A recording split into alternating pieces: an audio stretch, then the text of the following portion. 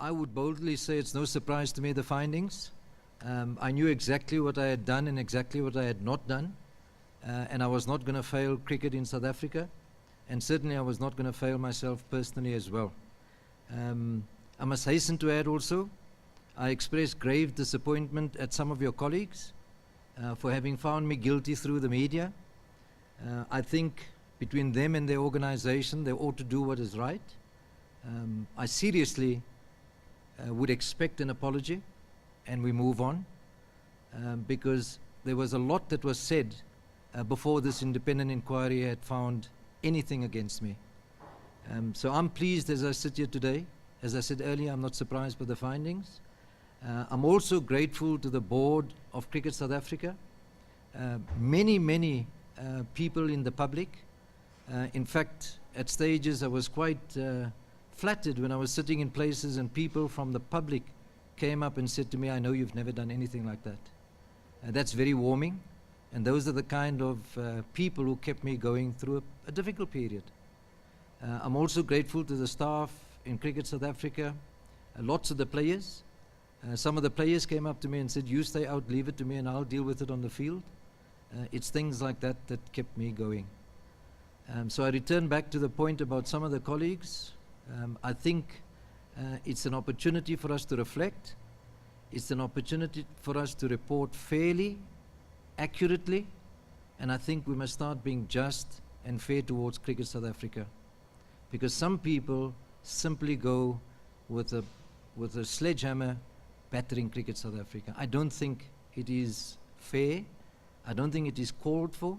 And often when those facts are slanted, it brings your organizations into disrepute.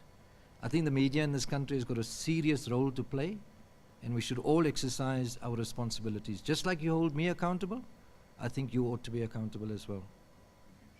Well, in recent weeks, it was already a lot better.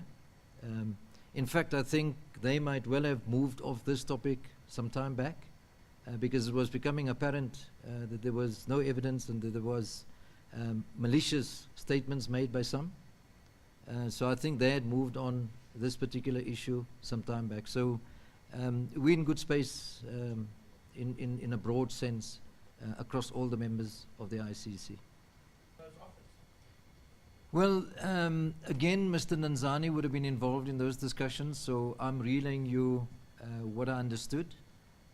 At the time of some of the discussions that was being held over the ICC revamp proposals, we made it very clear that there were no deals that we were willing to enter into. And I know that there were suggestions in this link to the earlier statement I made where the BCCI and many others had already moved on from this before the report became available. And in those discussions, because they knew what the outcome would be, there were suggestions of let's forget the investigation, close it off, no need to proceed, no need to conclude it. And that's what I understand was being suggested to Mr. Nanzani.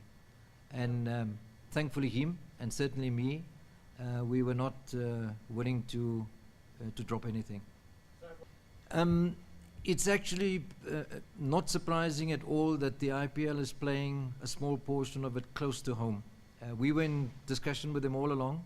They informed us before they went public, and simply because they had got permission from their home ministry to begin or resuming IPL from about the 1st of May in India. And it made sense for, I think it's 16 matches to be played just across the water in the UAE.